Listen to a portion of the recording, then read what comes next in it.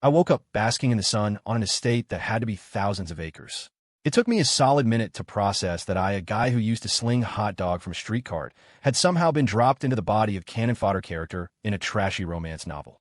According to the book's plot, I was Leo Vance, and my wife, Isabel Croft, was the stunningly beautiful CEO who despised my very existence.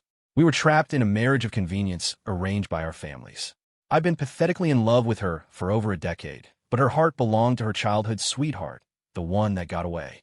My character's role was to do everything possible to keep the main couple apart, failing spectacularly at every turn before ultimately falling off a cliff to my doom. Thinking about it sent a shiver down my spine. The original Leo was nothing more than a stepping stone for their epic love story. A designated loser. If I wanted to live, I couldn't walk the same path. I was just rolling over to get a more even tan when my phone buzzed. It was Isabel. The second I answered, her voice, cold as ice, cut through the phone. Leo Vance, you get your ass over here right now. Then it hit me. Last night, Isabel had demanded a divorce. I'd refused and, in a fit of pathetic rage, had arranged for her precious Ethan Hayes to be kidnapped. Thankfully, Isabel and her bodyguards had shown up before anything serious happened. Ethan only got a few scrapes, but now she was ready to make me pay. My heart hammered against my ribs after I hung up. I'd messed with the love of her life. She was definitely going to kill me. No, I had to run. I had to get out of here. Scrambling to my feet, I sprinted back toward the main house. The estate was so damn big that I was sweating by the time I reached the living room. Isabel and I slept in separate wings of the mansion. She'd forbidden me from ever entering her bedroom, but I knew exactly where she kept her jewelry. The original Leo was just an adopted son of the Vance family, never truly valued, and he'd been cut off from the family fortune. The balance on his debit card was laughably small, so before I made a break for it, I needed to secure some funding. I slipped into her room and immediately grabbed a sapphire necklace. The thing looked like it was worth a fortune.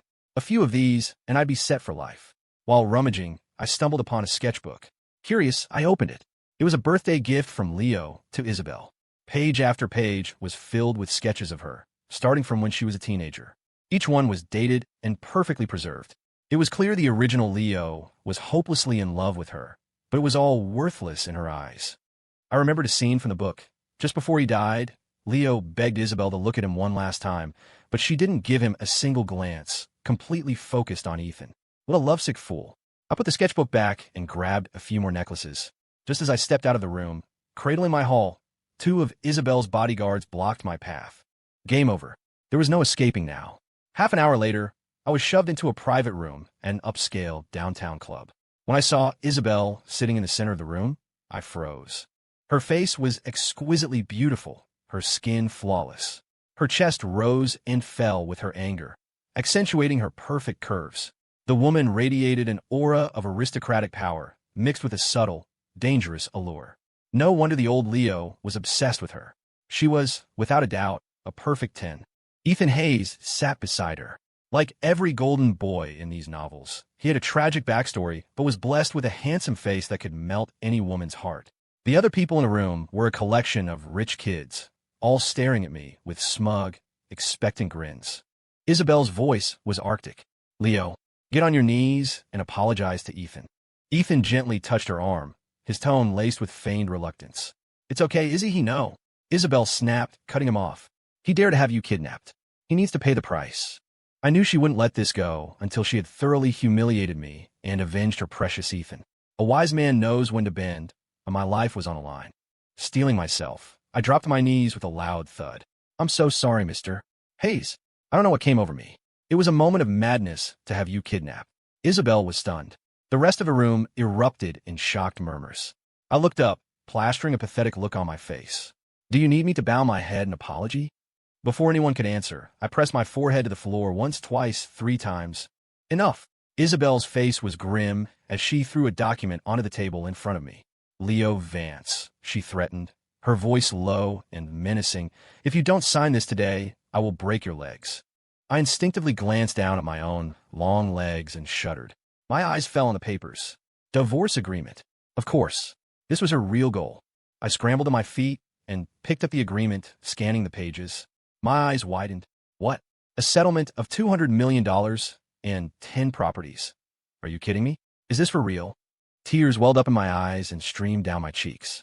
I tried to stop them, I really did, but she was offering me so much money. Seeing my tears, Isabel must have thought I was devastated by the divorce. She scowled. Leo, if you don't sign this. Before she could finish her threat, I had already snatched a pen, signed my name with a flourish, and held the papers out to her with both hands. So, when can we go to the courthouse to make it official? Tomorrow morning work for you? Isabel stared at me, completely bewildered. She clearly hadn't expected me to agree so readily. Shock was written all over her face. Leo, you're really agreeing to the divorce? I glanced over at Ethan and sighed dramatically, putting on an air of magnanimity. The love of your life is back. I should know when to quit. It's time I let you two be happy. Although Isabel found it unbelievable, she didn't question it further. For her, the divorce was all that mattered. We agreed to meet the next morning to file the papers. As I walked out of the club, I couldn't resist pulling out the agreement again, carefully counting all the zeros. Holy hell, that was so much money. In my old life, I could have sold hot dogs 24/7 without eating or sleeping and never even come close to this kind of fortune. I wouldn't even have to buy a new place. I could pick one of the 10 properties to live in and rent or sell the rest. A huge, goofy grin spread across my face just thinking about it. Isabel was certainly generous, but for a family as wealthy as the Crofts, this amount was probably just pocket change. I had just gotten back to the estate when my phone rang again. It was Isabel. Come to the family mansion. Now, she hung up before I could reply. I glanced at the time. It was dinner time. Was she inviting me to eat? A powerful family like the Crofts had to have amazing food. My mouth started to water.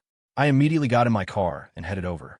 The moment I stepped inside the Croft mansion, I could feel the tension in the air.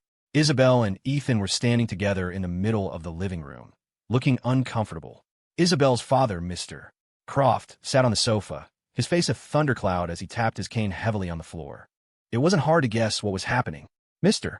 Croft had found out that Isabel wanted to divorce me for Ethan, and he was furious. Ethan glanced at me before turning back to Mr. Croft. Mr. Croft, you can't force love. Besides, Isabel is already pregnant with my child. I hope you can give us your blessing. Well, damn. So, she had already been cheating on me. 1,000 what the FCKS galloped through my mind. But I didn't remember any pregnancy plot point from the novel. The system must be glitching. The story was just making things up as it went along. Whatever. As long as the money was good, I didn't care what she did. Isabel looked at me, her expression complicated. She opened her mouth as if to say something, but before she could, Mr. Croft slammed a teapot onto the floor, shattering it and splashing tea everywhere. He was trembling with rage, pointing a finger at his daughter. How could I have raised such a shameless daughter? He proceeded to tear into her, using every harsh word imaginable. I stood quietly to the side, saying nothing. Truth be told, I didn't love Isabel, so I didn't feel hurt, just a little annoyed as a man. It was a matter of respect, and Isabel had shown the original Leo none. But then I thought about the $200 million settlement, and my mood instantly improved. After yelling at Isabel, Mr. Croft, perhaps feeling a bit awkward, ordered the staff to throw Ethan out. Although he was furious about the disgrace his daughter had brought upon the family, he had no choice but to agree to the divorce. Probably feeling guilty, he went into a back room and returned with several jade antiques, shoving them into my arms. Tears of gratitude instantly welled in my eyes. I threw my arms around him. Thank you, Dad. The next morning, Isabel and I went to City Hall to file the divorce papers. As soon as we got out of the car, I saw Ethan standing by the entrance. Geez, this guy was like a shadow. He looked different from yesterday, though. There was a smug, superior look in his eyes when he glanced at me. He probably thought that with Isabel pregnant with his child, he had won completely. Whatever. I wasn't the old Leo. I had no interest in fighting him for Isabel. I just wanted my money so I could retire and live the easy life. It wasn't too busy at the clerk's office, and our number was called quickly. 10 minutes later, Isabel and I walked out, looking dejected. Ethan rushed up to us. Izzy, did you get it? Is it done? Isabel shook her head. No. Ethan's brow furrowed, and he shot me a hostile glare. Why not? Did Leo back out? Is he refusing to divorce? I roll my eyes. Clearly, you've never been divorced before. There's a mandatory 30-day cooling-off period. We have to come back in a month. I had just learned about this from a clerk. So annoying. Lost in my own disappointment, I didn't notice the fleeting, evasive look in Ethan's eyes. He then raised his voice, almost shouting, "Of course I've never been divorced." I was speechless. Why are you yelling? I couldn't care less about your marital history. Ethan glared at me. Leo Vance, I'm warning you. When the time comes, you'd better show up and sign those papers. Don't even think about backing out. I smirked. Fine by me. Whoever backs out is a dog. Hearing that, Isabel's face turned an ugly shade of green. But I couldn't be bothered with her mood. I just walked away. To make sure nothing jeopardized my settlement, I made a point of showing up in front of Isabel every day to annoy her and remind her how much she wanted to be rid of me. And hey, if I could squeeze a little more out of her, why not? I'd suffered through years of unrequited love for her sake. A little extra material compensation was only fair. Money, after all, was always welcome. Finally, she couldn't take it anymore and threw a black card at me. Just get lost. I looked down at the Amex Centurion card in my hand, unable to suppress a grin. You got it. I'm gone. The delay in getting the divorce certificate was frustrating, so I decided to console myself. I went to a Lamborghini dealership and drove away in a brand new Revuelto, paid for with Isabel's card. For all her faults, she had never been stingy with the original Leo, which was one of her few redeeming qualities.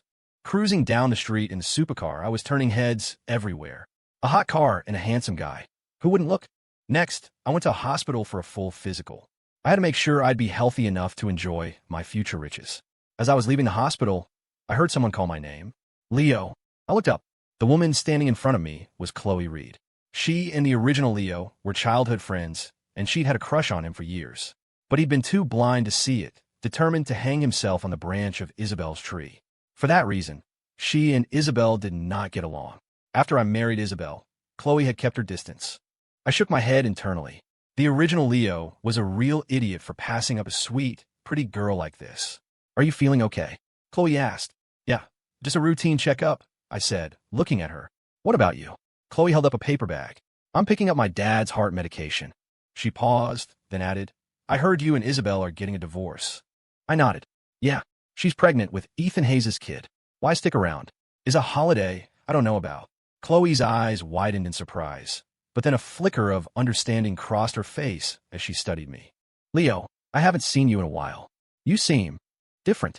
You used to be so hung up on Isabel. Her gaze was probing, and a jolt of panic shot through me. I cleared my throat to cover my unease. I chased her for years and got nothing back. I'm tired, you know. She can be with whoever she wants. I can't waste my whole life on one person. I'm handsome. I'm rich. There are plenty of fish in the sea. Why stay hung up on one? Chloe kept staring at me, her eyes filled with suspicion as if she was trying to see right through me. To ease my own anxiety, I forced a laugh. Hey, I just remembered I have something urgent to take care of. I gotta run. I'll buy you dinner sometime. Okay. This girl was too sharp. If I stuck around any longer, she might figure something out. With that, I made a quick exit. 28 days to go. My life became a blissful cycle of eating, drinking, and shopping. I also started packing, taking anything of value I could. Every luxury item could be sold for a nice profit later. The moment the cooling-off period ended, I called Isabel to remind her it was time to finalize the divorce. She frowned, her eyes filled with confusion. Leo, why do you seem more eager to get divorced than I am? I was baffled. What man would be happy wearing the label of cuckold? Of course I was eager. Did she think I was an idiot? I'm just thinking of you, I said, spreading my hands. If we don't hurry this up, what about the baby? Whose name is going on the birth certificate? It sure as hell isn't going to be mine. Isabel fell silent for a few seconds, her lips parting as if she was about to say something. I cut her off immediately. Nope, don't say a word. The bottom line is, the kid is not going on my birth certificate. I have no interest in being a surprise dad. Her expression soured, but she didn't argue. As Isabel and I headed to the parking garage, her phone suddenly rang. I couldn't hear what the other person said, but her face turned pale. After she hung up, she grabbed my arm, her expression tense. Ethan's gone. Was this your doing? Where did you take him? Ethan was missing. I quickly shook my head. It wasn't me. I've been out shopping all day. I haven't seen him. Isabel didn't believe a word of it. Impossible. It has to be you. You don't want this divorce, so you hid him somewhere. Leo, you're despicable. I just stared at her, speechless, as another herd of imaginary profanities stampeded through my mind. Sure, the old Leo had hurt Ethan before, but I was Leo now. I was busy making money and enjoying life. I didn't have time for this kind of petty drama. Still, I didn't want anything bad to happen to Ethan either. If it did, Isabel would blame me, and the divorce could get messy. Don't jump to conclusions, I said, trying to be patient. How do you know he's missing? Have you looked for him carefully? She glared at me. Ethan and I had a lunch date. My driver went to pick him up an hour ago, but he's not answering his phone, and he's not at his apartment. I thought for a moment. Take me to his place. Maybe we can find a clue.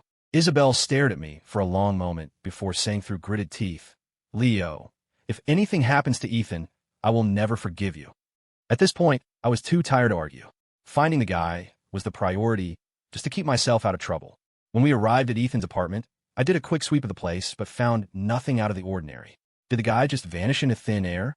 Maybe he got transmigrated into a novel as cannon fodder, just like me. Isabel's glare intensified. "Leo, if you're trying to pull something." Suddenly, I heard a faint noise. "Hold on," I said, cutting her off as I rushed toward the bathroom. I threw the door open, and there was Ethan slumped next to the toilet, sleeping like a log and reeking of alcohol. Isabel hurried past me and knelt beside him. Ethan, wake up." He slowly opened his eyes. "Izzy, what are you doing here? We had a lunch date, remember?" Ethan leaned against the wall to stand up, rubbing his temples. "Sorry, I forgot. I was out with friends last night, drank too much." I turned to Isabel's bodyguards. "You guys didn't check the bathroom?" The guards lowered their heads. "We didn't think he'd be in here, sir."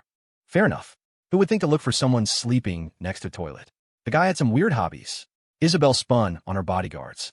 "You're all useless. You can't even find one person." I rolled my eyes, and she was supposed to be some brilliant business magnate.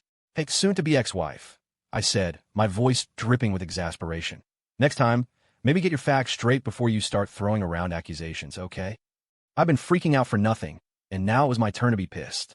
Before Isabel could respond, Ethan jumped in. "If you hadn't kidnapped me last time, Izzy wouldn't be so suspicious of you." I let out a bitter laugh. Right, my fault. But hey, next time you feel like napping on the toilet, give everyone a heads up so you don't scare the hell out of us. You. Ethan's face flushed with anger. I couldn't be bothered with this clown. I turned to Isabel. "Let's go. Let's get this over with. Don't waste any more time. Don't delay my payday." The clerk's office was packed today. We had to wait in line forever. But finally, we got the divorce certificate. The money and properties were officially mine. I was finally free. From now on, I was going to live a life of luxury and reach the pinnacle of existence. Isabel noticed the unstoppable smile on my face and frowned. "Leo, what are you smiling about?" I had endured so much humiliation and finally made it out. I would never have to put up with this nonsense again. Of course I was happy, but I couldn't be bothered to explain it to her. "Nothing," I said dismissively. "If that's all, I'm leaving." That same day, I moved out of the estate and into a sprawling penthouse in the city. It wasn't as massive as the estate, but for one person, it was perfect. I rented out all the other properties, and the passive income alone was more than enough to live comfortably. When the Vance family found out about the divorce, they were furious. They called and demanded I go back and beg Isabel to take me back. In their eyes, I was just a pawn to tie them to the Croft family's wealth. I ignored them and blocked every last one of their numbers. What a joke. They could find someone else to be their cannon fodder.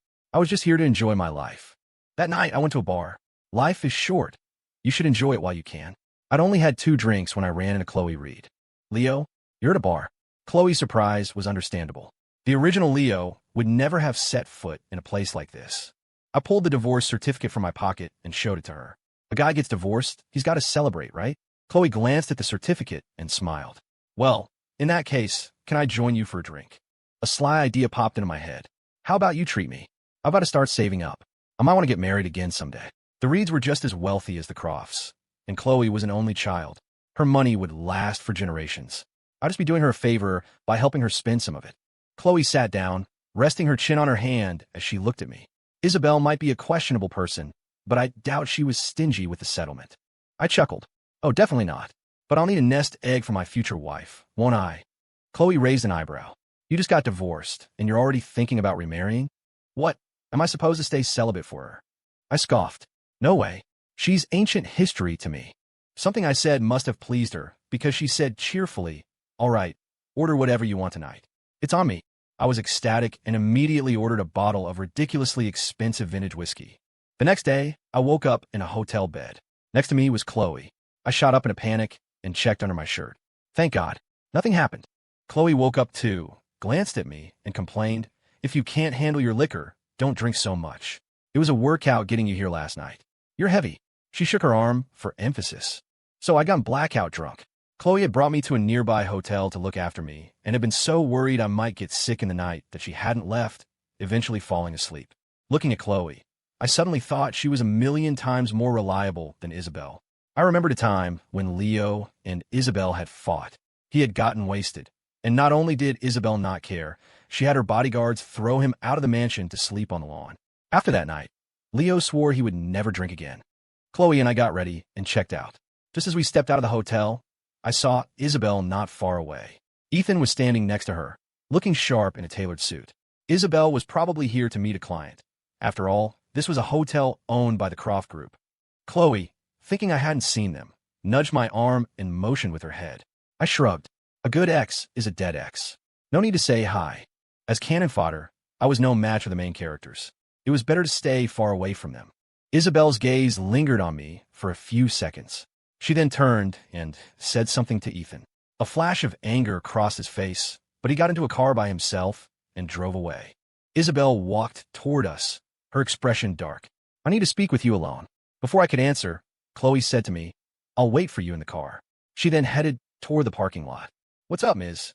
Croft? I asked. Her eyes were sharp as they bore into me. What's going on between you and Chloe Reed? I wanted to roll my eyes. As my ex-wife, what right did she have to question me? I answered lazily, whatever you think is going on, I guess. Perhaps startled by my new attitude, Isabel bit her lip. I wasn't pregnant. Not pregnant? So Ethan had lied to get her father to agree to the divorce. But what did it matter? Her heart was with him anyway.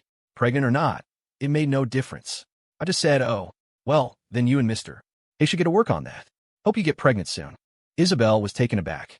What did you just say? She asked, her voice filled with disbelief. I thought she was ridiculous. You don't find many ex-husbands this generous. What more could she want? You've always wanted to be with Ethan, right? Now you can finally have your wish. I wish you both the best. Isabel was silent. I thought she was done, so I started to leave, but she called out, Leo. I turned back. Is there something else? My tone was polite, but the message was clear. Isabel's expression was strange. I'll give you a ride home. I waved her off, pointing toward the street. No need. Chloe's giving me a ride. Without waiting for her reaction, I walked away. Once in the car, I glanced back at Isabel. She was still standing in the same spot. Chloe eyed me sideways. You're not still hung up on her, are you? What are you talking about? I said, rubbing my eyes. Quick, help me see. That girl in the short skirt up ahead, isn't she gorgeous? My head still a little fuzzy from the alcohol. Chloe rolled her eyes at me. And here I thought you were still pining for Isabel. Turns out you've already moved on to the next one. I'd have to be crazy to still be hung up on Isabel. I'm not a hopeless romantic, and besides, she's bad luck for me. Maybe she was the reason the original Leo died, which is how I got here in the first place. Chloe couldn't help but laugh. I looked at her, and I had to admit, she had a beautiful laugh. The next couple of weeks were incredible. I traveled, saw the world, and finally understood why everyone wants to be rich. The easy life is an amazing life. When I got back, Chloe came over to my place to see me. She came bearing news. Apparently, Ethan had been married to a rich, older woman overseas. But then the woman found someone younger and more handsome and dumped him. He had only come back to the States to get back with Isabel after his divorce. No wonder he'd been so defensive when the topic of divorce came up. Isabel had found out he'd deceived her. They'd had a huge fight, and she had accidentally fallen down a flight of stairs. She's in the hospital, Chloe said, watching me closely. If you want to get back together with her, now's your chance to play the hero. Chloe had seen me pine after Isabel for over a decade. She naturally assumed I still had feelings for her. Are you kidding me? I said with disgust. I'd like to live a long life.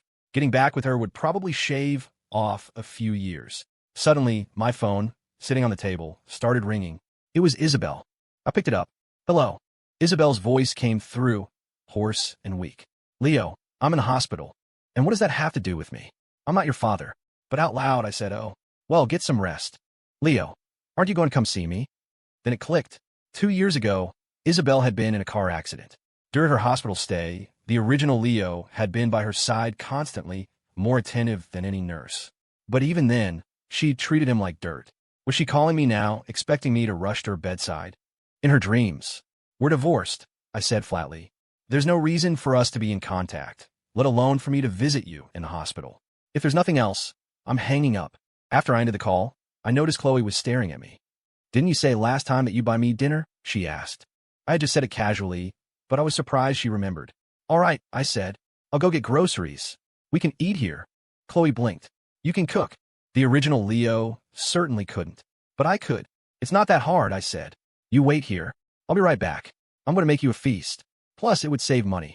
If we ate out, she'd probably stick me with a bill for a few grand. 2 hours later, seeing the spread on the dining table, Chloe gave me a thumbs up. Wow, This is Michelin star level. I had no idea you had this talent. Chloe picked up her chopsticks and took a bite. This is amazing, she said between mouthfuls. It's even better than what my family's chef makes. Someone like her, a pampered heiress used to the finest cuisine, would naturally appreciate a simple, home-cooked meal. Seeing her so happy gave me a sense of satisfaction. Accidentally, a chopstick fell to the floor. We both bent down to get it at the same time. The moment our fingers touched, we both froze. Chloe's face flushed red. She was blushing. She tried to pull her hand back, but I caught it. Chloe! She looked up at me, her eyes sparkling.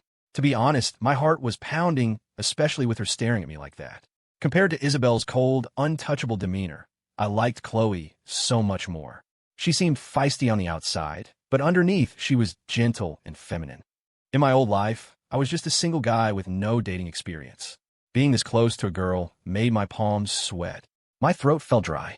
I could smell the faint scent of her perfume, and when my hand brushed against her soft waist, I could feel the rapid rise and fall of her chest. She looked up at me, her eyes full of anticipation. Chloe! My voice came out raspy. On impulse, I leaned in. My lips brushed against her hot cheek. She clutched my shirt, and just as I was about to pull away, she whispered in my ear, "Kiss me." Just then, the doorbell rang. I went to the door. I never expected to see Isabel standing there. She had lost a lot of weight and looked pale and exhausted. A bandage was wrapped around her head. Her usual sharp aura was replaced by a fragile, almost pitiful look. I shook my head internally. She got played by a jerk, and she let herself fall apart like this? So the high and mighty CEO was a lovesick fool after all. Her voice choked with emotion. I saw the sketchbook. I finally understand how much you used to love me. I'm so sorry, Leo. I was wrong. Can you forgive me? It was true. The old Leo had loved her deeply. The dated sketches were proof of a decade-long obsession. When I didn't answer, she started to cry, fat tears rolling down her cheeks. Leo, I regret it. I never should have divorced you. I've been thinking about you every day. Can you come back to me?